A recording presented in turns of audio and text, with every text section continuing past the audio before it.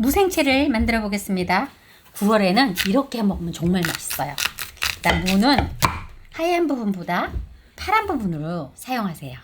이렇게 잘라서 채칼을 이용할 거예요.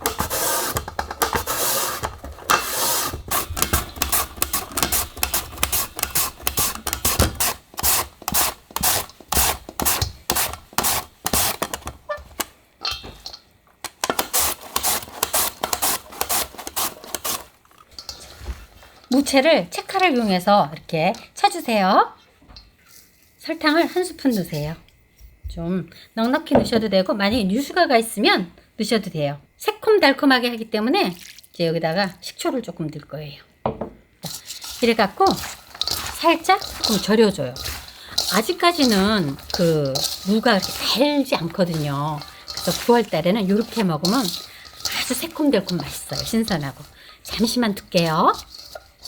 10분 동안 살짝 절였더니만 이렇게 물이 나왔어요. 너무 오랫동안 절이면 안 돼요. 그러면 신선한 맛이 없어요. 그래갖고 이걸 살짝만 짜주세요. 그냥 살짝. 꼭 짤 필요 없이 살짝만. 고운 고춧가루를 먼저 넣으세요. 이게 순서가 되게 중요해요. 그러고 난 다음에 또 굵은 고춧가루. 뭐 고운 거만 있으면 고운 거만 넣으셔도 되고, 두 개를 섞어도 좋아요. 고춧가루 양은 그 식구들 식성에 맞춰서 좀 빨갛게 하고 싶으면 좀 더 넣고, 약간 핑크빛만 돌고 싶다 그러면 조금 넣으면 돼요. 근데 순서는 꼭 지키셔야 돼요. 이렇게 한번 고춧가루로 무에다가 옷을 입히세요. 지금은 해고추를 빻았기 때문에 고추에서 단내가 솔솔 올라와요.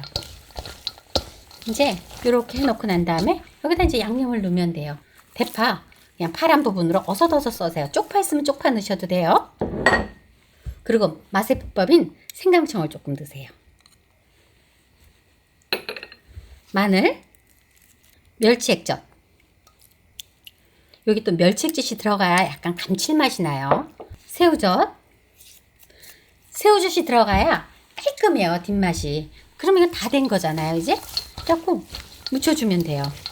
요때 나는 더 빨갛고 싶다 그러면 뭐 고춧가루를 더 넣으시면 돼요. 이때 마지막으로 볶음 참깨를 넣고요. 만약에 참기름을 넣는 걸 좋아한다면 이렇게 해서 냉장고에 넣어놨다가 식탁에 놓을 때 상차림 할 때 참기름 한 방울 탁 떨궈서 한번 묻혀서 내놓으면 정말 좋아요. 다 완성되었습니다.